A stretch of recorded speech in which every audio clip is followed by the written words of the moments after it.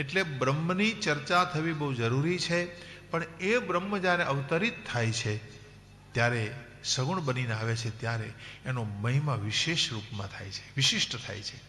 બ્રહ્મ અવતાર લઈને શું કામ આવે છે? ભગવાનના હૃદયમાં જ્યારે કરુણાનો ભાવ જાગે છે ત્યારે એને અવતાર લેવાનું મન થાય છે. પરમાત્માના હૃદયમાં જ્યારે પ્રેમ ભાવ જાગે છે, જીવનું કલ્યાણ કરવાની ભાવના જાગે છે ત્યારે એને અવતાર લેવાનું મન થાય છે. અવતાર એ ભગવાન દ્વારા વહેલી કરુણાનું સ્વરૂપ છે. એટલે અવતારોની કથામાં હું તમને લઈ જવા માંગુ છું. એટલે મેં હિરણાક્ષ હિરણ્યકશિપુને વચ્ચે મૂક્યા. કારણ કે ભગવાને હિરણાક્ષનો ઉદ્ધાર કરવા માટે વરાહરૂપનો અવતાર ધર્યો છે. હિરણ્યકશિપુનો ઉદ્ધાર કરવા માટે ભગવાન નરસિંહ બનીને આવવાના છે. આ જ બંને હિરણાક્ષ અને હિરણ્યકશિપુ ફરી વખત અવતાર લઈને આવશે બંને. ત્યારે રાવણ કુંભકર્ણ બનશે બીજા અવતારમાં. અને એ રાવણ કુંભકર્ણનો ઉદ્ધાર કરવા ભગવાન મેરે નારાયણ રામ બનકર આएंगे. અને આ જ બંને ત્રીજા અવતારમાં દંતવક્ત્ર અને શિશુપાલનું રૂપ લઈને આવશે. આજથી 5000 વર્ષ પહેલા એ ત્રીજો અવતાર છે આ લોકોનો, હિરણાક્ષ હિરણ્યકશિપુનો. અને એને હણવા માટે, એનો ઉદ્ધાર કરવા માટે ભગવાન કૃષ્ણ અવતાર ધરીને આવશે. દેખો, કૃષ્ણ બનીને આવે તો આપણને ભાગવત મળી જાય છે. રામ બનીને આવે તો રામકથા મળી ગઈ. વરાહ બનીને આવ્યા, વરાહ પુરાણ મળી ગયું. નરસિંહ બનીને આવ્યા, નરસિંહ પુરાણ મળ્યું. વામન બનીને આવ્યા, વામન પુરાણ મિલ ગયા. દેખો, આમાંના કોઈ પણ એક પુરાણનો તમે આશ્રય લઈ લેશો તોય તમે મુક્તિના અધિકારી થઈ જાઓ છો, તોય તમને મુક્તિ પ્રાપ્ત. દરેક પુરાણ મુક્તિ આપે છે, દરેક પુરાણ મુક્તિદાતા છે. અને એટલા માટે હું આ કથાને વચ્ચે લાવ્યો. અચ્છા બાપજી, તો હિરણાક્ષ હિરણ્યકશિપુ શું કામ આવ્યા એ જરાક વાત તમને કહી દો. એટલે અહીંથી શરૂઆત કરે છે કે કશ્યપ પ્રજાપતિ બ્રહ્માજીના જે પુત્ર હતા, એક વખત પોતાની યજ્ઞશાળામાં યજ્ઞ કરતા હતા. તો કશ્યપને 2 પત્ની હતા, દિતિ અને અદિતિ. આ દિતિ અદિતિ દક્ષના પુત્રી હતા બંને. દિતિ માતા એક વખત યજ્ઞશાળામાં પધારીને કહે છે કે તમને જ્યારે મારા પિતાએ મારું કન્યાદાન આપ્યું ત્યારે શરત મૂકી હતી કે મારી દીકરીની બધી કામના પૂરી કરવી. તો મારા મનમાં કામના જાગી છે પુત્ર પ્રાપ્તિની. અત્યારે જ મારી ઈચ્છા પૂર્ણ કરો. કશ્યપ પ્રજાપતિ કહે છે કે દેવી, આ સંધ્યાનો સમય છે અને સંધ્યાનો સમય કોઈ ભોગનો સમય નથી. તમે વિષય ભોગની યાચના કરો છો. સંધ્યાના સમયે તો ભજન થવું જોઈએ. અત્યારે બુધ ભાવન ભગવાન શંકરજીનું વિચરણ થતું હોય છે. અને આવા શુભ સમયે તો દરેકની કુંડલીની શક્તિ જાગેલી હોય છે, દરેક વ્યક્તિની. અમારા ગુરુદેવ કહેતા અને સુરદાસ બાપુ આપણે કહેતા કે સંધ્યાના સમયે માણસે દીવાબત્તી કરવા જોઈએ, ભગવાનની સામે બેસવું જોઈએ અને 15-20 મિનિટ ચૂપચાપ ભગવાન નામ સ્મરણ કરવું જોઈએ. કંઈ પણ બોલવું ન જોઈએ, દુર્વિચાર ન કરવા જોઈએ, સારા વિચારો કરવા જોઈએ. કારણ કે એ વખતે કુંડલીની શક્તિ દરેક વ્યક્તિની જાગરણની અવસ્થામાં હોય છે, દરેક વ્યક્તિની કુંડલીની શક્તિ. અને એટલે સંધ્યાના સમયનો બહુ મહિમા છે. અને દેવી, તમે આ રીતે ભોગની વાતો કરો છો તો આ તો ઠીક ન કહેવાય. દેવી, આ બરાબર નથી. સમજાવવાની કોશિશ કરી, પણ છતાં દિતિએ વસ્ત્ર પકડ્યું કશ્યપ પ્રજાપતિનું. અંતમાં એની ઈચ્છા પૂર્ણ કરતા શુક્રદાન કર્યું. એ જ વખતે દિતિના ઉદરમાં 2 અસુરો આવ્યા. દેખો ભાઈ, અહીંયા બહુ સ્પષ્ટ સિદ્ધાંત આપ્યો છે કે જે વ્યક્તિના જીવનમાં સંયમ ન હોય, દેખો સંયમ અને નિયમ એ બહુ જરૂરી વસ્તુ છે. સંયમ વગરનું જો તમારું જીવન હશે તો તમારા સંતાનો અધર્મ કરશે જ. જે વ્યક્તિના જીવનમાં સંયમ નથી એના સંતાનો છે એ અધર્મ તરફ જશે. તમે એને ગમે એટલી શિખામણ આપશો ને સમજશે નહીં. શું કામ?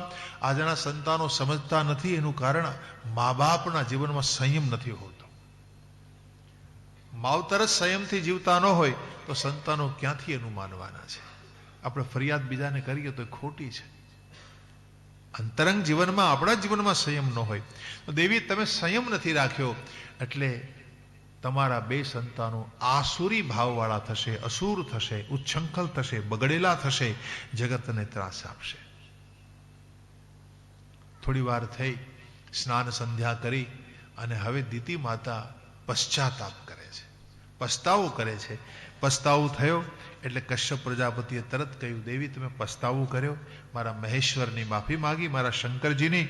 એટલે હું આપને એક વરદાન આપું છું કે તમારે ત્યાં 2 દીકરાઓ તો અસુર જ જન્મવાના છે, પરંતુ 2 માંથી એકને ત્યાં ભગવાનના મહાન ભક્ત પ્રગટ થશે. કોણ? પ્રહલાદજી. અહીંયા શ્લોક સાંભળો જરા. અહીંયા બહુ સરસ વાત કરી છે. કેવા થશે પ્રહલાદજી? એક દાદાજી એક પૌત્રના વખાણ કરે છે.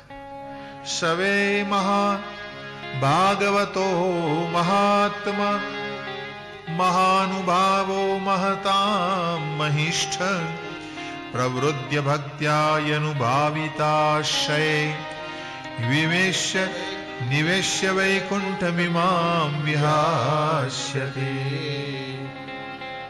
મહાભાગવત થશે, મહાત્મા, મહાનુભાવ, મહતામ મહિષ્ઠ, મહાનમાં મહાન વ્યક્તિને આદર દેનારા થશે, ખૂબ એની પૂજા કરનારા થશે, અને એમની હાજરીમાં તમારી ભક્તિ વધી જશે. પ્રવૃદ્ધ ભક્ત્યામ.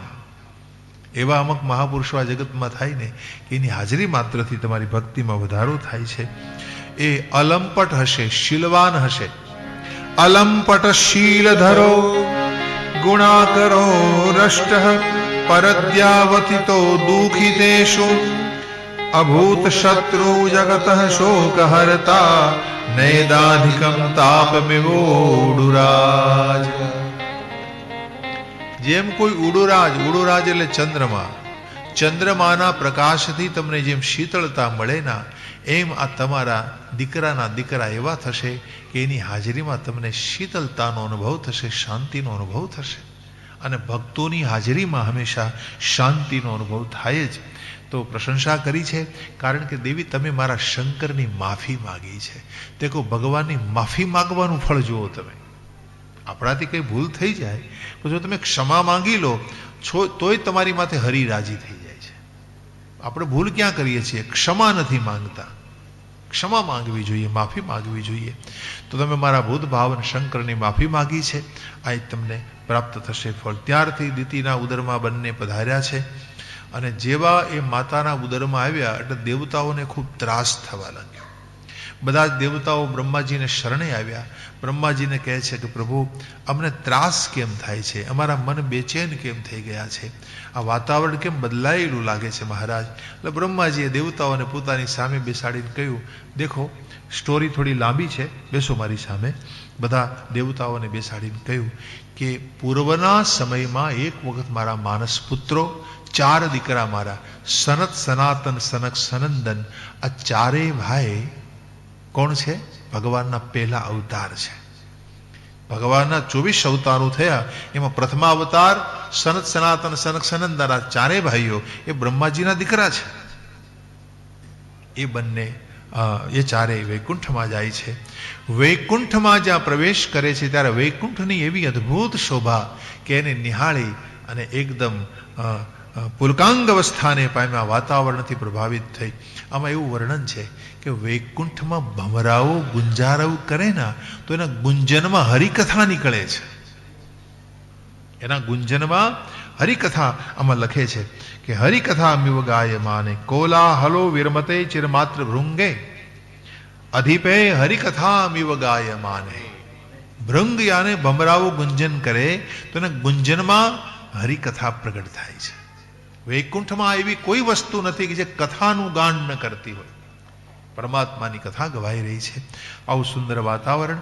એક પછી એક દરવાજાને પસાર કરતા કરતા આ 4 ભાઈઓ આગળ વધે ત્યાં અંતિમ 7મી ડ્યોઢીએ 7મી દરવાજે જય અને વિજય નામના ભગવાનના અતિ પ્રિય પાર્ષદ, અતિ પ્રિય, આ બંને છે ને ભગવાનને બહુ પ્રિય છે ભાઈ. લક્ષ્મીજી કરતા વહાલા છે આ બે. પરમાત્માને લક્ષ્મીજી કરતા બહુ પ્રિય છે. અને એમણે આ સનત કુમારોને રોકી દીધા છે. મહારાજ આપ નહીં જાएंगे, हमारा भगवान आराम फरमा रहे हैं. તો અનાયાસ સનત કુમારોને ક્રોધ આવી ગયો. વૈકુંઠમાં ક્રોધ કરવાની મનાઈ છે, ન કરવો જોઈએ. પણ આમાં લખે છે ઈશત કામાનુજેન સહસા. કામાનુજેન, કામનો અનુજ, કામનો નાનો ભાઈ ક્રોધ. કામ, ક્રોધ, લોભ, મોહ, મદ, મત્સર, આ 6 ભાઈ છે. તો સૌથી મોટું કામ, બીજા નંબરનો ક્રોધ. તો કામનો નાનો ભાઈ જે ક્રોધ છે એ એકદમ જાગ્યો હૃદયમાં, અને ક્રોધાવિષ્ટ આ સનત કુમારોએ જય વિજયને શ્રાપ આપીને કહી દીધું કે તમારામાં આસુરી બુદ્ધિ આવી ગઈ છે, તમે અસુર બની જાઓ. વૈકુંઠમાં આસુરી બુદ્ધિ તમે કેમ લાવ્યા? માટે તમારે ભૂતળ ઉપર જવું પડશે, અને આ પ્રકારે તમે આસુર ભાવ લઈ અને અસુર યોનિને પામશો. હવે કોલાહલ બહુ વધી પડ્યો. એ વખતે સનત કુમારોને શરણે આ બે ભાઈ આવ્યા. તમે જો આખરે તો ભગવાનના બાહુ છે ને, ભગવાનના પક્ષ છે બંને, ભગવાનના હાથ છે બંને. આ બંને ભગવાનને એટલા બધા પ્રિય છે એટલે તરત એના ચરણો પકડીને કીધું, બાપજી અમારી ભૂલ થઈ ગઈ છે, અમારે તમને રોકવા ન જોઈએ, પણ અમારી એક વિનંતી સાંભળો. જો શું માગ્યું? મા વોનું તાપ કલયા ભગવત સ્મૃતિઘ્નો. क्या मांगा? ध्यान से सुनो. मां वो नु ताप कलिया भगवत स्मृतिघ्नो मोहो भवेद्यहतु तो व्रजतो रधोधः. અધમમાં અધમ યોનિમાં અમે જવા તૈયાર છીએ, અમને મંજૂર છે અસુર બનવાની બધી વાત, પણ એક અમારી વિનંતી સાંભળો કે અમે ગમે તે યોનિમાં જઈએ, અમે ભગવાનને ક્યારે ભૂલીએ નહીં. આહા, કિતની બડી બાત માંગ લી, કેવડી મોટી વાત માંગી ભાઈ. તમે કલ્પના તો કરો કે અમે એક ક્ષણ માટે ભગવાનને વિહરીએ નહીં, બસ આવી કૃપા કરો મહારાજ. અને સંતની કૃપા થાય ને ત્યારે જ આ સ્થિતિ તમને મળે છે. સંત કૃપા કરે ત્યારે તમને નિરંતર ભગવાનની યાદ આવ્યા કરે છે. संत कृपाथी भगवान में तमारो प्रेम बढ़े छे. એટલે मांग कर ली कि हमसे भूल हो गई महाराज, लेकिन ये कृपा कर दे कि हम भगवान को कभी भूले नहीं, बस स्मृति में रहे हरि हमारे. શું કામ? કારણ કે અસુર બનવાના છીએ, અને અસુર કોઈ દી ભગવાનનું નામ લે જ નહીં. અસુર હંમેશા હરિનો વિરોધ જ કરે. તમે જે યોનિમાં જાઓ ને એ સ્વભાવ તમારો થઈ જાય. આ તો આપણે મનુષ્ય બન્યા છીએ, આપણે ક્યારેક પશુ નહીં બન્યા હોઈએ, પ્રાણી નહીં બન્યા હોઈએ, પક્ષી નહીં બન્યા હોઈએ. 84 લાખ યોનિઓને પાર કરતા કરતા મને તમને આ માનવ જીવન પ્રાપ્ત થયું છે, એટલે બહુ દુર્લભ જીવન છે. આ તો અનાયાસે મળ્યું છે ને, એટલે કિંમત નથી, એટલે કિંમત નથી. બાકી પશુને પૂછી લો તમે કે માણસની કેટલી કિંમત છે. આ મનુષ્ય જીવન આપણને ભગવાનની કૃપાથી મળ્યું છે. ક્યારેક ક્યારેક કરુણા ભગવાન કરે ને ત્યારે માણસ બનવાનો મોકો આપે છે.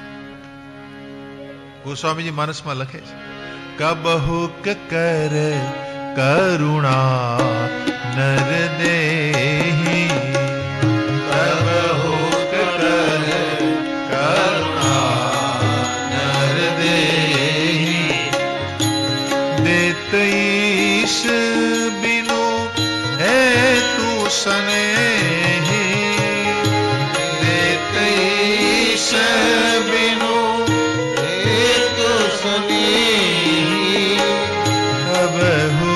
कर करुणा नर देही, कबहुक कर करुणा नर देही. कबहुक ક્યારેક ક્યારેક ભગવાનને કરુણા જાગે કે ચલો ये जीव कई वर्षों से कई युगों से वृक्ष वनस्पति के रूप में पड़ा है, भगवान उठा लेते हैं, जाओ मानव बन जाओ. करुणा जगती है भगवान के हृदय में.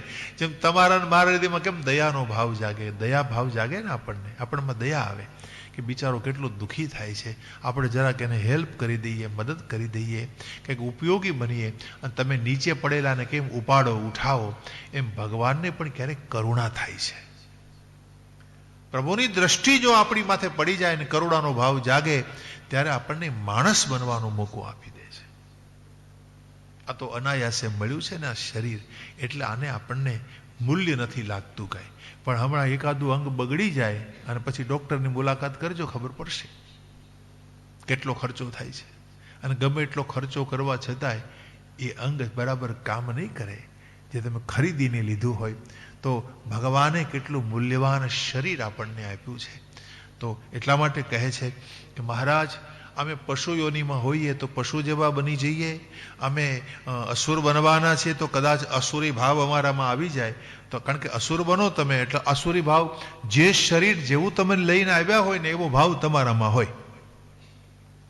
ભગવાન જ એક એવા છે, ગમે તે યોનિમાં જાય ભગવાન જ રહે. જો ભગવાન મછલી બને ને તો ભગવાન જ રહે, ભગવાન કાચબો બને તો ભગવાન જ રહે. કચ્છપ અવતાર લીધો, મત્સ્ય અવતાર લીધો, ભગવાન સિંહ બનીને આવે ને તો ભગવાન જ રહે. હો ભાઈ, ભગવાન મોહિની બને ને તો ભગવાન જ રહે. ભગવાન ગમે તે યોની ધારણ કરે ને એમાં ભગવાન જ રહે. ભગવાનને એના ગુણો સ્પર્શે નહીં, કારણ કે ગુણોને બનાવનારા ભગવાન છે. ગુણોને બનાવનારા ભગવાન છે એટલે ભગવાનને ગુણોનું બંધન લાગુ ન પડે. જ્યારે આપણને ભગવાને ગુણથી બનાવ્યા છે. આપણી અંદર ગુણ કેટલા? 3 ગુણ છે, સત્વગુણ, રજોગુણ, તમોગુણ. જો કોઈનામાં તમો ગુણ વધારે હોય તો એ વધારે આળસુ હોય, પ્રમાદી હોય, તંદ્રામાં હોય, એનું જીવન તમો ગુણથી ભરેલું હોય. કોઈનામાં સત્વગુણ વધારે હોય તો એ વહેલો ઉઠે, સ્નાન કરે, સંધ્યા કરે, કથા સાંભળે, શાંત રહે, એ સત્વગુણ કહેવાય. કોઈનામાં રજોગુણ વધારે હોય તો એ કામી હોય, ક્રોધી હોય, લોભી હોય, રાગી હોય, દ્વેષી હોય. તો તમારામાં મારામાં જેટલા જેવા ગુણ વધારે ઓછા હોય ને એ રીતે મારો તમારો સ્વભાવ બને. આ બધો ગુણોનો ખેલ છે. પણ ભગવાન ગુણોના ખેલને ખેલે છે, પોતે એને આધીન બનતા નથી. ભગવાને ગુણોને સર્જ્યા છે. ભગવાને તો પોતે પોતાને બનાવ્યા છે, આપણને ભગવાન બનાવે છે. આપણામાં ઈશ્વરમાં એટલું અંતર છે કે ભગવાન આપણને બનાવે છે, ભગવાન પોતે પોતાને બનાવી લે છે. મચ્છ બન જાતે કહી, કચ્છ બન જાતે કહી, આધે નર આધે સિંહ આપ બની જાતે હો. ક્યારેક નરસિંહ બની જાઓ, ક્યારેક માછલું થઈ જાઓ, ક્યારેક કચ્છપ થઈ જાઓ, ક્યારેક વરાહ બની જાઓ. આ ભગવાન હે. અને એટલા માટે હિરણ્યકશ્યપુ અને હિરણાક્ષ આ રીતે બનતા પહેલા અને માંગ કરી કે અમે હરિનું નામ ક્યારે ભૂલીએ નહીં. બસ તમે જો એ વ્યવસ્થા ભગવાનને એટલા માટે કરવી પડી સનત કુમારોને. એ સનત કુમાર 4 ભાઈમાંના જ એક ભાઈ પ્રહલાદનું રૂપ લઈને આવ્યા છે. ક્યું? ક્યોંકि બાર બોલતે નારાયણ નારાયણ નારાયણ નારાયણ. ગમે એટલા કષ્ટો આપ્યા હિરણ્યકશ્યપુએ, અને છતાંય નારાયણનું નામ શું કામે બોલ્યા કરતા હતા? માંગ્યું હતું એમણે. પૂર્વ જન્મમાં માંગેલું હતું કે એક ક્ષણ માટે પણ અમે હરિનું નામ વિસરીએ નહીં. સ્વભાવ અનુસાર એ વિરોધ કરતા હતા, કારણ કે આસુરી સ્વભાવ લઈને આવ્યા છે. પણ એની માંગ હતી કે અમને હરિનું નામ સાંભળવું, નિરંતર સાંભળવાનો મોકો મળ્યા કરે. એની માંગ હતી. કોલાહલ વધી પડ્યું. લક્ષ્મીનારાયણ આંગણે આવ્યા છે. લક્ષ્મીનારાયણ ભગવાને જય વિજયને પોતાની નજીક લીધા, સનતકુમારોની ક્ષમા માંગી. તમે જો સનતકુમારોને શું કીધું ભગવાને કે તમે મારા પાર્ષદોએ તમારો અપરાધ કર્યો છે એટલે હું તમારો અપરાધી કહેવાઉં, કારણ કે મારા માણસો છે, આ બંને મારા છે, અને મારા માણસો તમારો અપરાધ કરે તો મેં અપરાધ કર્યો કહેવાય. અને ભગવાન તો આમાં એવું બોલ્યા છે કે કદાચ મારો આ હાથ તમારો અપરાધ કરે ને તો આ હાથ હું કાપીને ફેંકી દઉં. એ હાથ પણ મને મંજૂર નથી કે જે હાથ બ્રાહ્મણોનો અપરાધ કરે.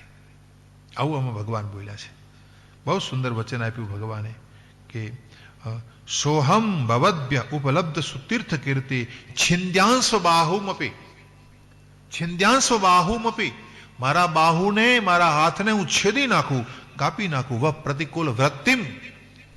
તમારો પ્રતિકૂળ વ્યવહાર કોઈ પણ વ્યક્તિ કરે, તમને પ્રતિકૂળતા વાળો વ્યવહાર, તમને અનુકૂળ ન આવ્યો વ્યવહાર મારો હાથ પણ કરે ને તો હાથ को भी मैं काट कर फेंक देता. ભગવાનને એસે વચન. ભગવાને સંકેત કર્યો કે ભાઈ આ મારા 2 હાથ છે અને હવે હું હાથ વગરનો થઈ ગયો છું, મારે આ બંનેને મોકલી દેવા પડશે. ભગવાને એ પણ સંકેત કરી દીધો. જય અને વિજય છે ને ભગવાનનો એક જમણો હાથ છે, એક ડાબો હાથ છે. અને એમ કહેવાય છે કે લક્ષ્મીજી કરતા પણ જય વિજય ભગવાનને બહુ વાલા હતા. લક્ષ્મીજી એટલા વહાલા નહોતા જેટલા જય અને વિજય એને પ્રિય છે. તો એટલા માટે ભગવાન અવતાર લઈને પધારવાના છે. આ એક કારણ બતાવ્યું છે. અને ત્યાર પછી આ બંને તરત જ અધોગતિને પામ્યા અને બંને દીદી માતા દ્વારા હિરણાક્ષ અને હિરણ્યકશ્યપ રૂપે એ બંને પ્રગટ થાય છે.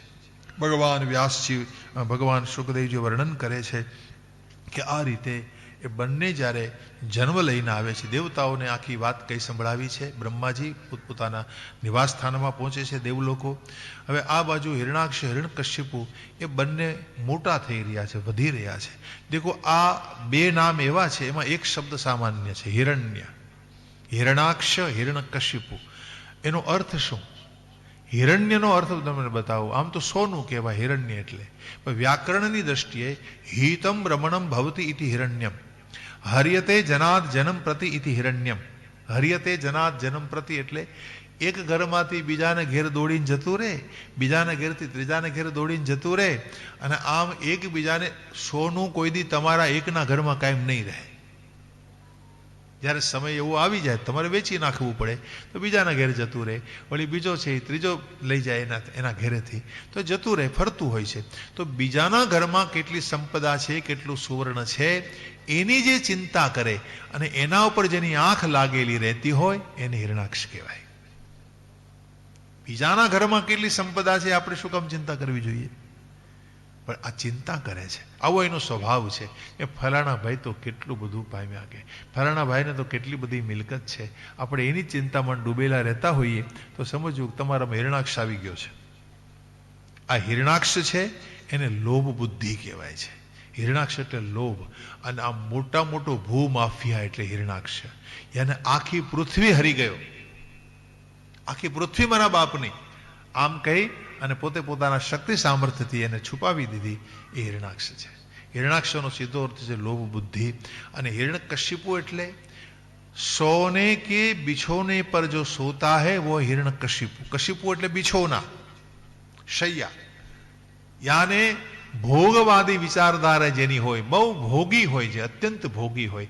તમને ભગવાન સંપત્તિ આપે અને તમે ભોગમાં વેડફી નાખો, વાપરી નાખો, તો તમારી સંપત્તિ વ્યર્થ જતી રહે, એળે જતી રહે.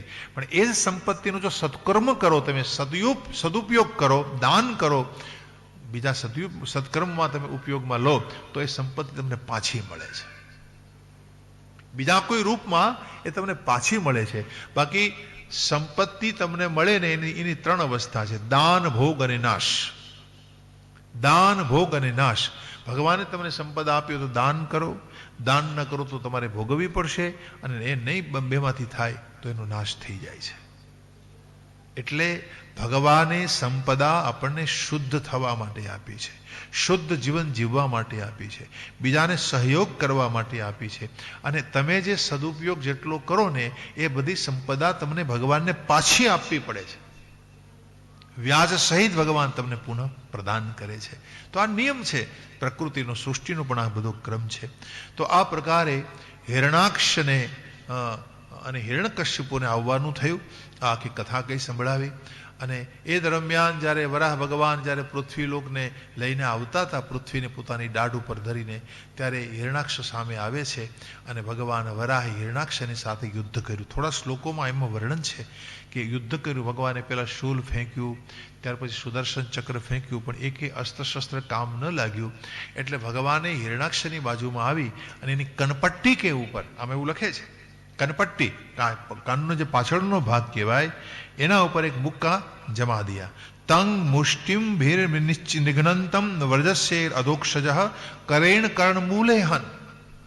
કરેણ કર્ણ મૂલેહન, કાનના જે મૂળનો ભાગ છે, નીચેનો ભાગ છે, કનપટ્ટી પર એક घूसा जमा दिया और गोल गोल चक्कर चक्कर घूमने लगा, आंखें बाहर निकल आई और प्राण निकल कर भगवान में समा गए. बोलो श्री वराह नारायण भगवान की जय. ભગવાને હિરણાક્ષનો વધ કર્યો. દેખો, ભગવાને વરાહ રૂપમાં સ્થાન પામ્યા છે અને ભ્રમણ કક્ષામાં પૃથ્વીને સ્થાપિત કરી શાસન મનુજીને સોંપ્યું. શાસન મનુ મહારાજને સોંપ્યું છે. આ કથામાં કહેવામાં આવી છે. હવે આ પ્રકારે સૃષ્ટિનો જે ક્રમ છે એ બ્રહ્માજી આગળ ચલાવ્યો. એ કથાક્રમમાં આપણને આગળ લઈ જતા કહે છે કે ત્યાર પછી આગળ કરદમ પ્રજાપતિ નામના પ્રજાપતિને બ્રહ્માજી ઉત્પન્ન કર્યા છે. અહીં મૈત્રેય મુનિને વિદુરજી પૂછે છે, બાપજી, આ મનુજીને ત્યાં શત્રુપા દ્વારા 3 પુત્રીઓ થયેલી હતી, આકુતિ, દેવહૂતિ અને પ્રસૂતિ.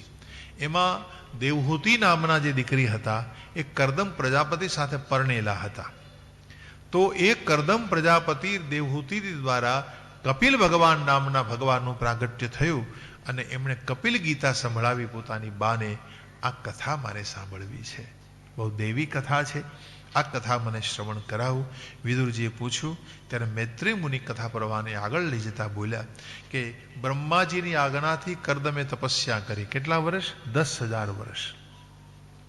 જો સતયુગમાં દરેક વ્યક્તિનું આયુષ્ય 1,00,000 વર્ષનું હતું. સતયુગમાં આયુષ્ય કેટલું હતું? 1,00,000 વર્ષનું હતું.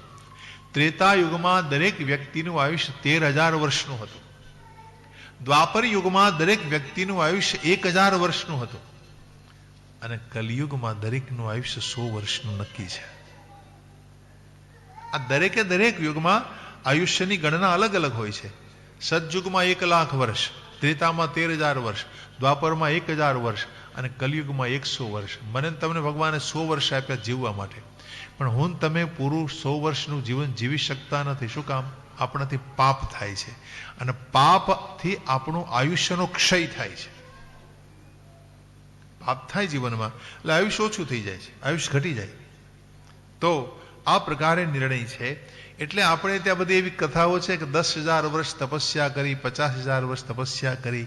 એ કોઈ ગલત વાતો નથી લખવામાં આવી, કારણ કે સતયુગમાં આ બધી વાતો આપણા પુરાણોમાં લખી છે કે 1,00,000 વર્ષનું આયુષ્ય એ વખતે હતું. 10,000 વર્ષનું તપ કર્યું, ભગવાન દર્શન આપે છે. ભગવાનનું દર્શન કરતા કરદમ બોલે છે કે મહારાજ હું તો કીચડ જેવો છું, કીચડ જેવો. કરદમનો અર્થ કીચડ થાય. હું એકદમ નિમ્ન છું. પ્રભુ તમે આજ મારી સામે આવ્યા, મારી આંખોને આજે સિદ્ધિ મળી ગઈ છે મહારાજ. મહારાજ પ્રભુને કહે, કરદમજી કહે છે કે મેં તપસ્યા તમારા માટે કરી, પૂજા તમારા માટે કરી, આ જે કાંઈ જીવન છે પ્રભુ તમારા માટે છે અને હવે લગ્ન મારે કરવા પડે એમ છે તમારા માટે જ કરીશ. પણ પ્રભુ એક વિનંતી છે કે મને કામના સતાવવી ન જોઈએ, કામ ભય મારો નષ્ટ કરો પ્રભુ. આ ચિંતા તમારી કરવી પડે એમ છે. કે આમાં લખે છે કે કરદમ પ્રજાપતિની સ્તુતિ સાંભળી અને ભગવાન સામે ઊભા છે તો ભગવાનની આંખમાંથી આહુડાના 2 ટીપા પડ્યા. પ્રભુ રો પડે. कहा कि करदम प्रजापति तुमने बहुत घोर तपस्या की है मेरी. और भगवाने प्रेम ने मुस्कान थी करदम प्रजापति ની સામે નિહાળ્યું અને ભગવાન રોઈ પડ્યા. અરે તે આટલું બધું તપ કર્યું મારા માટે. તમારા માટે કોઈ ખૂબ મહેનત કરે, પુરુષાર્થ કરે, તમારી સેવા કરે, તમારી આંખમાં આંસુ આવે કે નહીં? आज भगवान रो पड़े.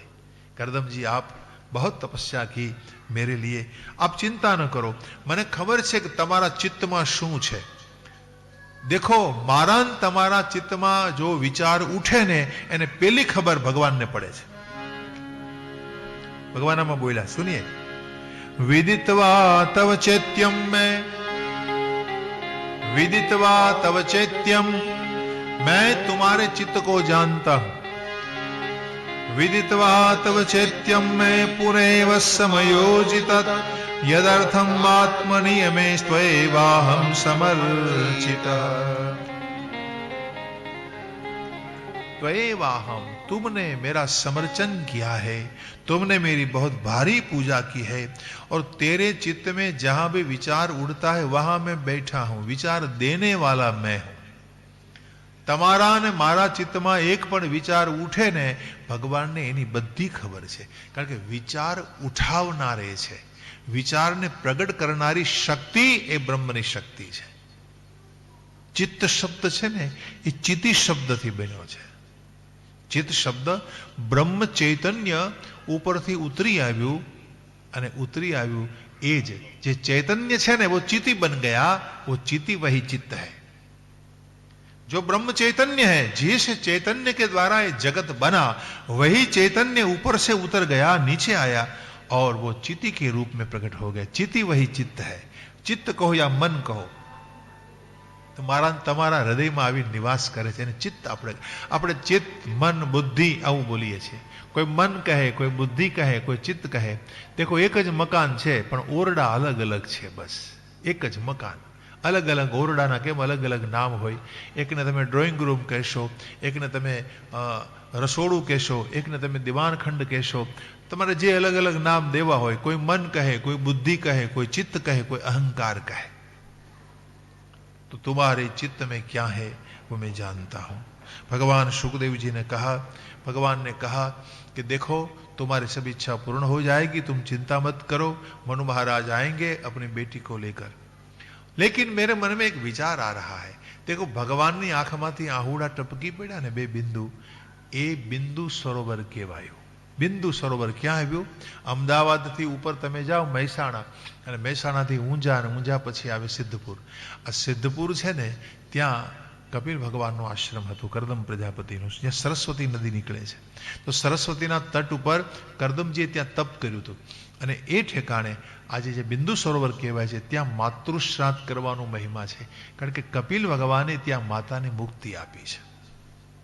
ત્યાં પોતાની બા પાછળ તમારે માતૃશ્રાદ્ધ સિદ્ધપુરમાં કરવું જ પડે। જો ન કર્યું હોય તો એમને અવશ્ય કરવું જોઈએ। દેખો દર 3 વર્ષે, દર 5 વર્ષે જ્યારે એ બાજુ નીકળો ત્યારે 2 કલાકની વિધિ છે, 2-3 કલાકની, અને એ માતૃશ્રાદ્ધ પિંડદાન આદિ કરવું જ જોઈએ। હરિદ્વાર જાઓ, ગંગા કિનારે જાઓ, કોઈ તીર્થમાં જાઓ, સમુદ્ર સ્નાન કરવા જાઓ, તો ત્યાં પણ પિંડદાનનો વિશિષ્ટ મહિમા છે।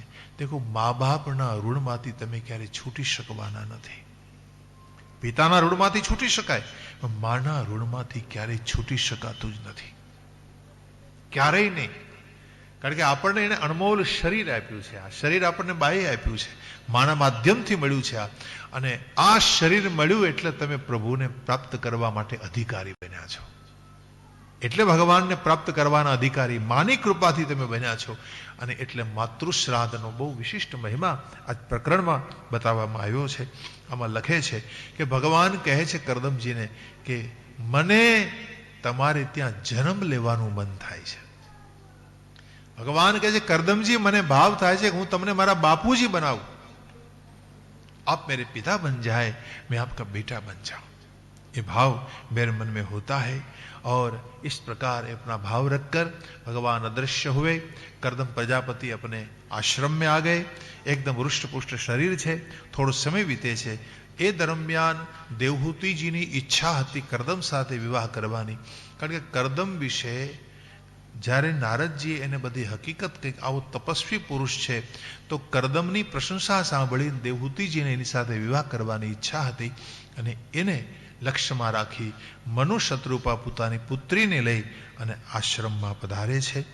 કરદમ પ્રજાપતિને મળે છે। મનુજી કહે છે કે મારે તમને મારા સંબંધી બનાવવા છે, અને આમાંય બ્રાહ્મણો પ્રતિ ક્ષત્રિયોને હંમેશા લગાવ હોય છે, અને આ પ્રકારે મારે આપને મારા સંબંધી બનાવવા માટે આ મારી પુત્રી છે એ હું તમને દાનમાં આપવા ઈચ્છું છું। એ શબ્દ સાંભળી અને અહીંયા કરદમ પ્રજાપતિ શું બોલ્યા? बहुत बढ़िया महाराज, मेरी भी इच्छा है मैं ब्याह करूं। बाड मुडवो डुकामोह अप्रत्ता च तवात्मजा आवयो नर रूपोषा वाद्यो वैवाहिको विधि। विवाह विधि थी हूं तमारी पुत्री साथे पानी ग्रहण करवा इच्छू छू। बहुत बढ़िया बात आपने सुनाई महाराज, मुझे अच्छा लगा, क्योंकि आपकी बेटी अप्रत्ता है। आओ शब्द અહીંયા છે અપ્રત્તા। બાડ મુડવોડું કામોહ અપ્રત્તા ચ। અપ્રત્તા કોને કહેવાય? કન્યા અપ્રત્તા છે એમ ક્યારે કહેવાય? જે કન્યાના વ્યભિચારનો વિચાર જે યુવક સાથે કરવામાં આવ્યો હોય, અને એક જ વખતમાં એ વ્યભિચાર નક્કી થઈ જાય અને એની સાથે લગ્ન થઈ જાય, તો એ કન્યા અપ્રત્તા થઈ કહેવાય। એક જ વખતમાં, પહેલી જ વારમાં। આજે આવું નથી થતું, આજે 100 જણા જોવા આવે, અને છતાંય લગ્ન પછી 6 મહિના માંડ ટકે, આવી પરિસ્થિતિ છે। તો કહેવાનો ભાવ કે આ 100 જણા જોવા આવે, તમે જોતા શું હશો? આપણને એમ થાય ઘણી વાર કે આમાં શું જોવાતું હશે? સંસ્કાર જોવાતા હશે, રૂપ જોવાતું હશે, સંપદા જોવાતી હશે, શું જોવાતું હશે? મહત્વની વસ્તુ તો સંસ્કાર છે ને। તો અપ્રત્તા કન્યા છે તમારી, અને મારી સાથે જ એના વિવાહનો વિચાર હતો, અને મારી સાથે તમે એને પરણાવવાનો નિર્ણય કર્યો છે, એટલે એ દીકરી અપ્રત્તા કહેવાય। અને અપ્રત્તા કન્યાના સંતાનો સંસ્કારી પ્રગટ થાય છે, એટલે કહ્યું અપ્રત્તા તમારી કન્યા છે. અને મેં તમારી દીકરી વિશે ઘણું બધું સાંભળ્યું છે, એ પણ બહુ સૌંદર્યની મૂર્તિ છે. એ જ વખતે મનુજીએ કહ્યું કે મારી કન્યાનું હું પાણી ગ્રહણ કરાવવા ઈચ્છું છું. અને મનુજી પોતાની દીકરીનું ત્યાં દાન કરી અને આ પ્રકારે કરદમ સાથે એનો વિવાહ કરી અને પોતાની બરહિષ્મતી નગરીમાં પાછા આવ્યા. આમાં લખે છે કે નગરીનું નામ છે બરહિષ્મતી. વરાહ ભગવાનના થોડા રોમ ત્યાં પડેલા હતા, એના ઉપર મનુજીએ નગરી બનાવી હતી. વરાહ ભગવાનના કેસ જ્યારે હિરણાક્ષનો વધ કર્યો ભગવાને, તમને ખબર છે વરાહ ભગવાન એક વખત મથુરામાં પણ આવેલા છે, ખબર છે? આજે હાલનું મથુરા છે ને, એ મથુરામાં વિશ્રામ ઘાટ છે ને, ત્યાં વરાહ ભગવાન જ્યારે વરાહ અવતાર ધર્યો ભગવાને, ત્યારે હિરણાક્ષના વધ પછી ત્યાં વિશ્રામ કરેલો, ત્યાં પણ આવેલા છે. અને ભગવાનનો સ્વભાવ છે કે એક વખત એ જ્યાં જાય ને ત્યાં વારે વારે જાય. એ પ્રભુનો નેચર છે. એક વખત ત્યાં જાય એટલે વારે વારે જવાનું મન થાય. એક વખત વીરપુર આવે ને એટલે અનેક વાર આવે. આ હરિનો સ્વભાવ છે. એટલે તો એને શ્રીપીઠ કહેવાય, એને સિદ્ધપીઠ કહેવાય. સિદ્ધપીઠનો અર્થ શું છે? કે ભગવાનને ત્યાં વારંવાર જવાનું મન થાય એવી પીઠ છે. તો પરમાત્માનો સ્વભાવ છે કે વરાહનું રૂપ ધરીને આવ્યા ત્યાં વિશ્રામ કર્યો. કૃષ્ણ અવતારમાં કંસવધ પછી ત્યાં જ વિશ્રામ કર્યો. તમે એની સ્ટોરી જુઓ, એનું સંદર્ભ જુઓ તમે, કે ભગવાને કંસવધ કરીને વિશ્રામ ક્યાં કર્યો? એ વિશ્રામ ઘાટ કહેવાય છે, યમુનાને કિનારે. તો કૃષ્ણ અવતારમાં પણ ભગવાન ત્યાં વિશ્રામ કરે છે. કેવા અનુભવ આવે છે કે પરમાત્માનો આ સ્વભાવ છે. તો વરાહ ભગવાનના રોમ પડેલા હતા, ત્યાં નગરી બનાવી. મનુજી વિશે બહુ સુંદર વાતો લખી છે કે મનુજીને કથા બહુ ગમતી. પોતે કથા કહેતા, બહુ સારા કથાકાર હતા, કથા સાંભળ્યા કરતા હતા બીજા વક્તાઓના શ્રી મુખેથી. એટલે મનુજીના જીવનમાં ક્યારેય ક્લેશ નહોતો આવ્યો. જે વ્યક્તિ બહુ કથાનું સેવન કરતો હોય, નિત્ય પ્રેમ ભાવથી કથા શ્રવણ કરતો હોય ને, એના જીવનમાં કોઈ દી ક્લેશ નહીં આવે. ये लिखा है यहां पर, सुनिए. शारीरा मानसा दिव्या वैयासे च मानुषः भौतिकां च कथं क्लेशा बाधन्ते हरिसंश्रयम्. શારીરા માનસા દિવ્યા, શારીરિક માનસિક કોઈ પણ પ્રકારનો ક્લેશ, કોઈ પણ પ્રકારનો ભૌતિક ક્લેશ તમને બાંધી નહીં શકે, તમને પરેશાન નહીં કરી શકે, જો તમે હરિની કથાનો આશ્રય લીધો હોય તો. બાધંતે હરિસંશ્રયમ, અને હરિકથાના શ્રવણમાં જે લીન રહેતો હોય એને કોઈ પણ જાતનો ક્લેશ પીડા નહીં આપે. મનુજીનું આવું જીવન હતું તપસ્વી. આ બાજુ મૈત્રેય મુનિ વર્ણન કરે છે. દેખો, કોઈ પણ પ્રકારનું દુઃખ છે ને મટાડવા ઈચ્છતા હો તો તમારે કથા સાંભળવી જ પડશે. કથા સાંભળ્યા વિના તમારું દુઃખ કોઈ દી નહીં મટે. આ હું નથી કહેતો, હનુમાનજી કહે છે. ગોસ્વામીજી લખે છે માનસ. ક્યાં લખે છે? ભરને લાગા, બોલ બોલ. फूल भरने लगा,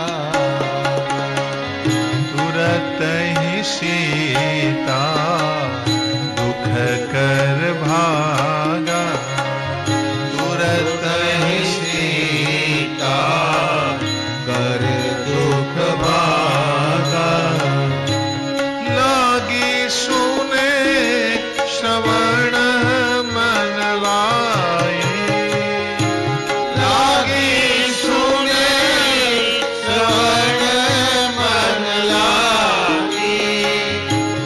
आदि होते सब कथा सुनाई, आदि हुते सब कथा सुनाई. रामचंद्र गुण भरने लागा, रामचंद्र गुण भरने लगा. तुरत ही सीता कर दुख भागा.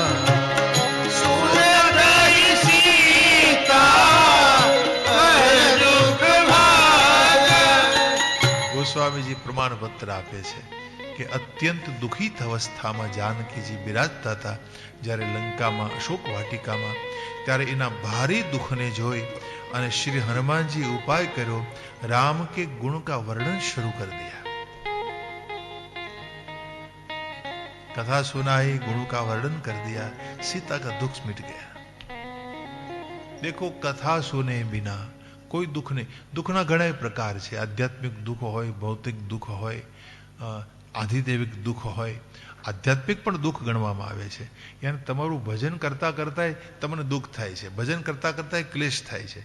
તમે જો મહાપ્રભુજી જગન્નાથજીની સામે ખૂબ રડ્યા કરતા હતા, એને શું દુઃખ હશે? નિરંતર રડતા હતા, આખી રાત્રિ રડે ભગવાનના વિયોગમાં, ત્યારે એના ઓશિકાને હવારમાં નીચોવવું પડતું હતું અને એ આંસુડા છે એક પાત્રમાં લેવામાં આવતા હતા અને આ બધા એના શિષ્યો એના અશ્રુજળનો પ્રસાદ લેતા હતા। તો શું દુઃખ હશે भाई ने? क्यों रोते थे वो? हम तो जानते हैं कि भाई दुख होता है तब ही रोना आता है, लेकिन ऐसा नहीं है। ये आध्यात्मिक दुख है, वियोग का दुख है कि भगवान मुझे कब मिलेंगे, कब मिलेंगे प्रभु मुझे, ये दुख है। आखी जिंदगी वीती गई, हरि क्यारे मरशो। तुकाराम भगवान विठ्ठल ने कहता कि हे विठ्ठल, 16,000 राणियों ने माटे तमे 16,000 रूप धारण करो छो, मारा माटे एक रूप केम लेता नहीं? एक रूप ले लो ना, तुमने शू वांधो छे? मेरे सामने आ जाइए ना। ये आंखें आपको देखने की तरस रही है, बाहें फड़क रही है, जी छटपटाया करता है, मैं आपको कब मिलूं प्रभु? बस एक बार मेरे सामने प्रकट हो जाइए प्रभु। तुकाराम जी आ रोज आवा वचनों विठ्ठलनी सामे बोलता। तो आ आध्यात्मिक दुख छे। दुखी होता है भक्त, भगवान मुझे कब मिलेंगे, कब मिलेंगे। कोई पण प्रकारનું दुख કથાથી મટે છે। મનુજીની ચરિત્રની વર્ણન અહીંયા કરવામાં આવ્યું છે। વર્ણિતમ વર્ણનીયસ્ય તદપત્યોદયમ શૃણુહુ। અને હવે આમાં લખે છે કે પિતાજીએ પ્રસ્થાન કરી દીધું પોતાના ઘેર, ત્યાર પછી આ સાધ્વી સ્ત્રી પતિમાં ઇંગિત કોવિદા, પતિના ઈશારા પ્રમાણે એના પતિદેવ કરદમ ઋષિની સેવા કરવા લાગી અને એવી સેવા કરી। દેખો, આમાં લખે છે કે કરદમજીનો સ્વભાવ ગરમ સ્વભાવ હતો। ગરમ સ્વભાવના પતિદેવની સેવા કરવી અઘરી પડે છે। આમાં લખે છે તેજીયાંશ સમતોષયત, તેજીયાંશ સમતોષયત, યાને તેજસ્વી સ્વભાવ જેનો હોય એની સેવા કરવી બહુ કઠિન છે ભાઈ, જેનો ગરમ સ્વભાવ હોય। તો આમાં એ વર્ણન છે।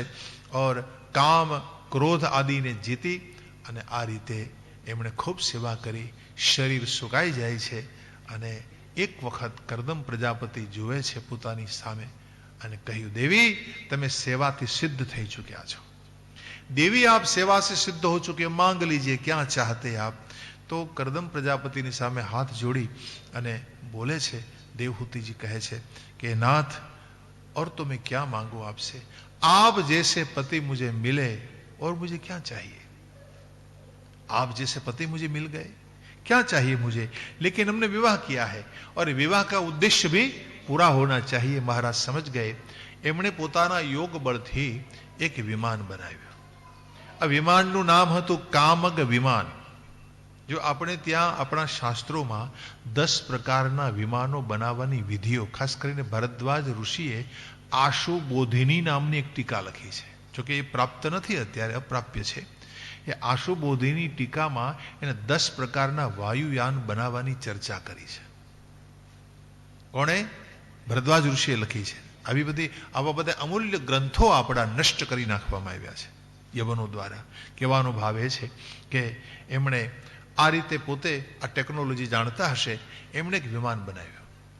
એક કામગ વિમાનમાં બધી જ વ્યવસ્થા મૂકવામાં આવી હતી, છતાં દેવહૂતિને સંતોષ ન થયો એટલે એમણે એક તીર્થ બનાવ્યું, શુક્લ તીર્થ। હવે એમાં સ્નાન કરાવવા માટે અમુક સ્ત્રીઓને સાથે મોકલી। સ્નાન કરીને બહાર આવ્યા તો દેવહૂતિનું શરીર પહેલા હતું એવું નવીન થયું, પુષ્ટ થયું અને પછી ભગવાન કરદમજીએ પોતાના વિમાનમાં એને નિમંત્રણ આપ્યું છે। આમાં લખે છે કે વિમાન દરેક દિશાઓમાં જઈ શકતું હતું, દરેક લોકોમાં ઉતરાણ કરી શકતું હતું। દરેક લોક, ચંદ્રલોક હોય, ઇન્દ્રલોક હોય, સ્વર્ગલોક હોય, દરેક લોકમાં આ વિમાનની ગતિ હતી. અને આમાં એક વાત સ્પષ્ટ લખી છે કે ये आश्रय तीर्थ पद चरणों व्यसनाते. एक वाक्य में लिखा है, भगवान का आश्रय जिनको मिल जाता है उसके लिए संसार में कुछ भी दुर्लभ नहीं रहता. भगवान का आश्रय, देखो परमात्माનો આશરો જેને મળી જાય ભાઈ, એને માટે આ જગતમાં બધું સુલભ થઈ જાય છે. આ પ્રકારે 100 શરદ વીતી ગઈ, 100 વર્ષ વીત્યા. એ દરમિયાન કરદમ પ્રજાપતિએ પોતાના શુક્રના 9 વિભાગ કર્યા અને દેવહૂતિજીના માધ્યમથી દેવહૂતિને 9 કન્યાઓનો જન્મ થયો. આ 9 દીકરીઓ થઈ દેવહૂતિજીને. આ 9 કન્યામાંનો 9 દુર્ગા સમાન હતી. અને 9 દીકરીઓના શરીરમાં ઉત્પલ નામના કમલની ગંધ આવ્યા કરતી હતી. આવા સુંદર રૂપ હતા. નોધા વિધાય રૂપમ સ્વર સંકલ્પ વિદ વિભુઃ સર્વાસ્તા ચારુ સર્વાંગ્યો લોહિત ઉત્પલ ગંધયઃ. તો આ 9 દીકરીઓના શરીરમાંથી આ કમળની ગંધ આવ્યા કરતી હતી. અને આવી આ 9 દૈવી કન્યાઓ ઉત્પન્ન થઈ. આ 9 દીકરીઓના જન્મ પછી મહારાજે ઘોષણા કરી, मैंने कहा था आपको मैं संन्यास लूंगा तो मुझे संन्यास लेना है. એ વખતે દેવહૂતિજી આવ્યા અને કહે છે, દેવ તમારે શરણે છું હું, તમે મને અભય આપ્યું છે, તમે સાધુ પુરુષ છો અને સાધુ પુરુષના સંગમાં રહેવાથી આસક્તિ મટે, પણ મેં તો મારો સમય ભોગમાં ગુમાવ્યો છે. મહારાજ મને ક્ષમા કરો, મેં મારો ભોગમાં સમય ગુમાવી દીધો છે. હવે એક ઈચ્છા મનમાં છે, મારી પૂર્ણ કરો. એક પુત્ર બને આપો કે જે પુત્ર મારો કામ ભય મટાડે, મારો કાળ ભય નષ્ટ કરે અને મને મોક્ષને માર્ગે લઈ જાય. વાત સાંભળીને ત્યાં તો કરદમજીને યાદ આવ્યું કે દેવી હવે મને યાદ આવે છે કે ભગવાન हमारे बेटे बनेंगे, भगवान अपना पुत्र बनवाना है, चलो हम साधना करते हैं. और आश्रम में दोनों साधना में लग गए. कहते हैं सुंदर अवसर आया. તમામ મોટા મોટા મહાન પુરુષો ફૂલોની વૃષ્ટિઓ કરવાનો સમય આવ્યો છે. અને એ વખતે દિશાઓ પ્રસન્ન થઈ ગઈ. ગંધર્વ ગાન करने लगे, अपसरा नृत्य गान करने लगी. सब सिद्ध चारण आए, भगवान की स्तुति होने लगी. और आश्रम में भगवान कपिल नारायण का रूप लेकर प्रकट हो गए. कपिल नारायण भगवान की, भागवत भगवान की. कपिल भगवान का रूप लेकर भगवान प्रकट हुए. भगवान चुना 24 अवतारों मानो एक अवतार है कपिल भगवान. पंचमो कपिलो नाम, ये 5मो अवतार गणाय है कपिल नारायण. कपिल भगवान पधार्या है, ब्रह्माजी पधार्या, ब्रह्माजी प्रणाम कर्या है. पोताना दीकरा करदमजीने कीधुं के तमे आजे पितृ ऋणमांथी छूट्या, केम तो के तमारीना भगवान दीकरा बनीने आव्या. जो भाई भगवान ने तमारो दीकरो बनीने आववानुं मन थाय ने क्यारे थाय, જ્યારે તમે ખૂબ તપસ્યા કરી હોય. આજે હરિ તમારા પુત્ર બનીને આવ્યા છે, તમે બધા ઋણમાંથી છૂટ્યા છો. એકાંતમાં ભગવાને એમના પિતા કરદમજીને બોલાવીને કહ્યું, મને ખબર છે કે હવે તમારે સંન્યાસ લેવો છે, માટે તમે સંન્યાસ લઈ શકો છો. જો એ જ ક્ષણે, તૈયારી કેવી છે, એ જ ક્ષણે कहीं भी नहीं रुके और भगवान को परिक्रमा करते हुए दक्षिण कृत्य तंग प्रीतो वन में व जगामह वन में चले गए. देखो महापुरुषो एक क्षणનો સમય બગાડતા નથી ભાઈ, એને ક્ષણ ક્ષણની કિંમત હોય છે. और एक क्षणમાં જે બધું છોડી वहां से निकल गए. देखो साचो सन्यासी कोने कहेवाय? सन्यासी એટલે શું, એની વ્યાખ્યા અહીં આપી છે. जिसमें किसी वस्तु में, किसी व्यक्ति में और किसी भी स्थान में कोई आसक्ति नहीं होती, उसको सन्यासी कहते हैं. जिसमें किसी वस्तु, व्यक्ति और स्थान में कोई आसक्ति नहीं होती. न એને કોઈ વસ્તુ જોઈએ, ન એને કોઈ વ્યક્તિ જોઈએ, ન એને કોઈ સ્થાન જોઈએ. આજકાલ તો સ્થાન માટેના ઝઘડાઓ હોય છે કે આ ઠેકાણું મને મળી જાય, આ ઓફિસ મને મળી જાય, આ કોલેજ મને મળી જાય, આ વસ્તુ મને પ્રાપ્ત થઈ જાય. મોટા મોટા સન્યાસીઓ એના માટે ઝઘડતા હોય છે. तो कहेवानो भाव है कि सन्यासनी व्याख्या करी है कि जेनामां कोई स्थान, व्यक्ति के वस्तु में कोई आसक्ति न हो. और देखो ये विमान बनाने वाले महापुरुष जिन्होंने विमान बनाया वो सब छोड़कर चल गए, चल निकल पड़े वहां से. और कहते हैं कि प्रदीप्त अंतर्दृष्टि प्राप्त हो गई आपको. प्रदीप्त अंतर्दृष्टि, देखो यही धन है साधक का. प्रदीप्त अंतर्दृष्टि मिलनी चाहिए, यानी अपनी अंतर जगत की यात्रा में लीन हो गए. खो गए। यही जीवन है। જીવનનો સાર આ છે ભાઈ. જીવનનો કોઈ ધ્યેય હોય, લક્ષ્ય હોય ને, તો તમારું અંતિમ જીવન કેવું વીતે છે ને એ મહત્વનું છે. તમારા અંતિમ જીવનના જે વર્ષો છે ને એ અંતરયાત્રામાં વીતવા જોઈએ, એ આપણા શાસ્ત્રોનો નિર્દેશ છે. તો આ પ્રકારે કરદમજી વહાં સે વિદા લેતે હૈ. હવે આ બાજુ ભગવાન થોડા મોટા થયા પછી વિચારે છે કે મારી માતા મારી પાસે આવીને બેસે તો એને જ્ઞાન ચર્ચા કરું, પણ આવે તો થાય ને, એને જિજ્ઞાસા થવી જોઈએ ને. તમને સાંભળવાની જિજ્ઞાસા ન હોય ને મારે તમને સંભળાવવું હોય તો એ કેમ શક્ય બને? जिज्ञासा तो होनी चाहिए ना. आपको कुछ जानना है तो मैं कुछ बोलूं, अगर जानना ही नहीं है कुछ, तो कपिल भगवान ने मन में सोचा माँ मेरे सामने आए. एक बार माँ को लगा कि चलो भगवान मेरे बेटे बनकर आए हैं तो चलो चलती हूं. और माँ भगवान के पास आकर बैठ गई. वात्सल्य उमड़ा एकदम हृदय माथी. कपिल देव जी ना हृदय में लखे छे अपनी माँ को देखकर, और माँ को प्रणाम किया. कपिल भगवान को कहा माँ ने कि प्रभु आप मेरे बेटे बनकर आए हैं, मुझे पता है. देखो દીકરો હોય ને મા બાપને ઉપદેશ ન કરી શકે, પણ અહીંયા કપિલ ભગવાને દેવહૂતિજીને ઉપદેશ શું કામ કર્યો છે? કારણ છે કે દેવહૂતિજી એને ભગવાન માને છે. હવે વસુદેવજીને શ્રી કૃષ્ણે ઉપદેશ ન કર્યો, અર્જુનને કર્યો. શ્રી કૃષ્ણ ભગવાને વસુદેવને ઉપદેશ ન કર્યો. એને ઉપદેશ કરવા માટે એકાદશ સ્કંદમાં કથા આવશે, નારદજીને મોકલે છે. તો ત્યાં કેમ એમ? તો કારણ એ છે કે વસુદેવજીને ભગવાનમાં પુત્ર ભાવ હતો, બ્રહ્મ ભાવ નહોતો. પુત્ર ભાવ હતો. એ ભગવાનને પોતાના દીકરા માનતા હતા. એટલે જેને પુત્ર ભાવ હોય ને, દીકરો એને જ્ઞાન ના આપી શકે. જો બ્રહ્મ ભાવ હોત તો શ્રી કૃષ્ણ સ્વયં વસुदेवને જ્ઞાન આપી શક્યા હોત. तो भाव ऊपर आधार है मेरे भाई बहन. आप कथा सुनते हो तो किस भाव से सुनते हो? सुनाने वाले के प्रति आपके मन में क्या भाव होना चाहिए? तो महाप्रभु जी पुष्टि भावना आपे छे कि व्यासपीठ ऊपर बैठेला वक्ता होय ने एमां यशोदानी भावना राखो. यशोदानी भावना राखो. कारण कथा छे ने एक वात्सल्यનું સ્વરૂપ છે. અમૃત વર્ષા હૈ, એક વાત્સલ્યની વર્ષા છે, એક હેતની વર્ષા છે. હેતની હેલી વરસી રહી છે. એટલે મહાપ્રભુજી તો એમ કહેતા કે યશોદાજીની ભાવના. આ આખો જે મંડપ છે ને, મંડપ પંડાલ, એ પૂરા પંડાલ જો હૈ वो गोकुल है. આ વ્યાસપીઠ છે ને નંદાલય કહેવાય, નંદ બાબાનું ઘર છે. અને નંદ બાબાના ઘરમાં વ્યાસપીઠ ઉપર બેઠેલા વક્તા એ યશોદાજીનું સ્વરૂપ છે. તો યશોદાજીની ભાવનાથી તમે કેવી ભાવથી કથા સાંભળો છો વક્તાના મુખેથી, એને આધારે તમને કથા સમજાય અને એ આધારે તમને કથાનું ફળ મળે. भाव ही न हो वक्ता के प्रति तो कथा का मूल्य आपकी समझ में नहीं आएगा. कथा तमने समझाशे ज नहीं. जो तमने कथा संभळावनार प्रति भाव न होय तो समझाय नहीं. અને એ વાત તમે સમજી ન શકો, તમને યાદ પણ ન રહે, એ બધું ઉપરથી જતું રહે. કહેવાનો ભાવ એ છે. इस प्रकार यहाँ कपिल भगवान के प्रति भगवत भाव था और इसलिए कहा कि आप मेरे बेटे बनकर आए हैं लेकिन आप भगवान है. देवहूति जी ने प्रश्न किया कि कपिल देव जी मैं आपको पूछ रहा हूं कि ये इंद्रियां मुझे बहुत दुख दे रही है. ये मेरा प्रश्न है पहला. इंद्रियां मुझे बहुत दुख देती है और मैं और मेरा ये मिट नहीं रहा है मेरा, मैं क्या करूं? હું અને મારું કેમ મટતું નથી महाराज, શું કરું? ये दो प्रश्न पूछे. निर्विणा नीतराम भौमन सद इंद्रिय तर्षणा येन संभाव्यमानेन प्रबंधांधम तम प्रभो.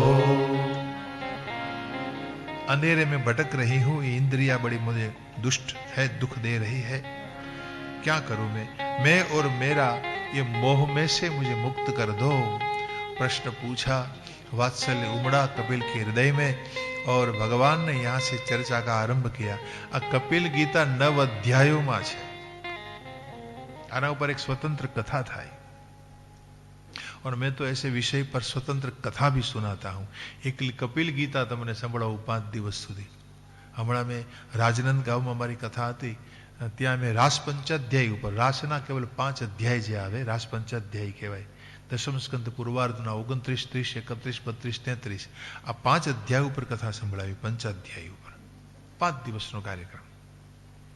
તો એક એક વિષય, આ બધા એવા ગંભીર વિષય છે કે આના ઉપર તમે જો વિસ્તારથી સાંભળો તો તમને ખ્યાલ આવે આનો શું મહિમા છે.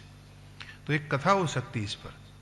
हमारे पास तो समय कितना है, आधा घंटा.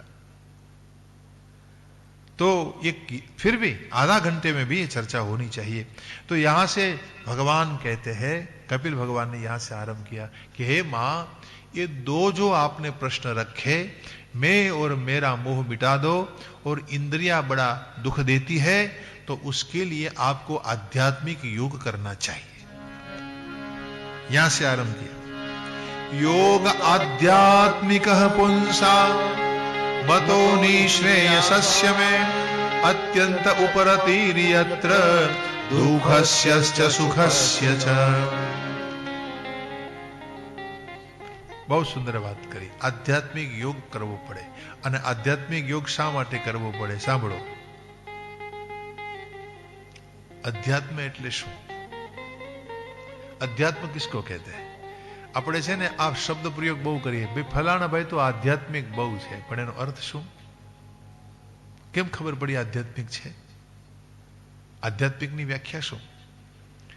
आत्मनि इति अध्यात्म, जो अपनी आत्मा में चला जाता है, जो शांत रहता है, जो अंतर यात्रा में डूबता है, ए વધારે સમય જેનો ભજનમાં વીતે ને એને આધ્યાત્મિક કહેવાય. आत्मनि इति अध्यात्म, जो भीतर जाने की चाह रखता है, जो अंतर्मुख रहे, शांत रहे, बड़ी खटपटों ने प्रपंचों थी दूर रहे, तो समझो कि आ आध्यात्मिक है. तो हे माता, वो आध्यात्मिक होना चाहिए. और आध्यात्मिकता के लिए दो बात जीवन में नहीं होनी चाहिए. क्या? सुख और दुख, ये दोनों को त्यागना पड़ता है. सुख और दुख. મારું તમારું મન છે ને સુખ દુઃખમાં જ લાગેલું રહેતું હોય છે. ઘડીકમાં સુખી થઈ જાય, ઘડીકમાં દુઃખી થઈ જાય. આ સુખ દુઃખના માંથી જો તમે છૂટો નહીં, તમારું મન છે ને સુખ દુઃખથી ઉપરત બનવું જોઈએ. ઉપરત એટલે સુખ દુઃખની મન ઉપર અસર થવી જોઈએ નહીં. એટલે આમાં સુખ દુઃખની વ્યાખ્યા કરી છે. સુખ કોને કહેવાય? તો કે સુષ્ટુમ ખંગ ઇતિ સુખમ. સુષ્ટુમ ખંગ, ખંગ એટલે હૃદયરૂપી આકાશ. તમારું હૃદયાકાશ નિર્મળ હોય એને સુખ કહેવાય. જો સુખની વ્યાખ્યા, હૃદયાકાશ તમારું નિર્મળ હોય, તમારું હૃદય નિર્મળ અવસ્થામાં રહે, સાત્વિક રહે, એને સુખ કહેવાય. દુષ્ટુમ ખંગ ઇતિ દુઃખમ, તમારું હૃદયાકાશ છે એ દુષ્ટતાથી ભરેલું હોય, દુષ્ટતા ભરી હોય, રાગ ભર્યો હોય, દ્વેષ ભર્યો હોય, કૂડ કપટ ભર્યું હોય, એને દુઃખ કહેવાય. આ એક વ્યાખ્યા. બીજી, સુકૃત્ય ખાદતી સ સુખા. સુખનો અર્થ છે સુકૃત્ય ખાદતી, જે વ્યક્તિ પોતાના સત્કર્મોનું ભોજન કરે છે એને સુખ કહેવાય. સત્કર્મોનું, સત્કર્મોનું ભોજન. તમે સુખી છો મતલબ તમે તમારા જીવનમાં કરેલા સત્કર્મોને ભોગવી રહ્યા છો. તમે દુઃખી છો મતલબ તમારા દુષ્કર્મોને ભોગવવાનો આ ટાઈમ છે તમારો. દુષ્કર્મ એક તમને છોડે નહીં, સત્કર્મ તમને છોડે નહીં. આ બીજી વ્યાખ્યા થઈ. તો સુખ અને દુઃખથી મન પ્રભાવિત થવું જોઈએ નહીં. જો તમારા મન ઉપર સુખ દુઃખની અસર કાયમ રહે તો સુખના સમયમાં શું કરશો? તો સુખની વાતો કર્યા કરશો, અને દુઃખના તો કે દુઃખના રોદણા રેડ્યા કરશો. દુઃખની જ વાતો, હાય દુઃખી થઈ ગયો.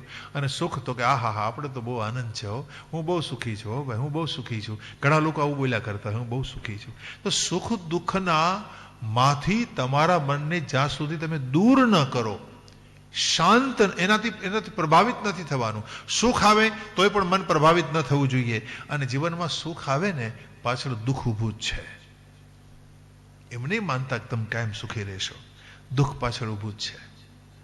આ ચક્રની જેમ પરિવર્તિત થાય છે. એટલે સુખના સમયમાં દુઃખને ભોગવવાની ઈચ્છા રાખવી, અને દુઃખના સમયમાં સુખ પાછળ ઊભું છે. સુખ આવવાનું જ છે. દુઃખ પછી સુખ, સુખ પછી દુઃખ. તમારા કર્મના આટાપાટા પ્રમાણે મન ઉપર એની અસર ન થવી જોઈએ, કેવાનો ભાવે છે. અને જ્યાં સુધી તમારું મન સુખ દુઃખથી વિરત ન બને ત્યાં સુધી બ્રહ્મ સિદ્ધિ ન થઈ શકે. ઉપરત બનેલું મન જ બ્રહ્મ ચિંતન કરી શકે. દેખો ભાઈ, ભગવાનની કથામાં ક્યું મન લાગે કે જે મન સુખ દુઃખથી ઉપરત હોય.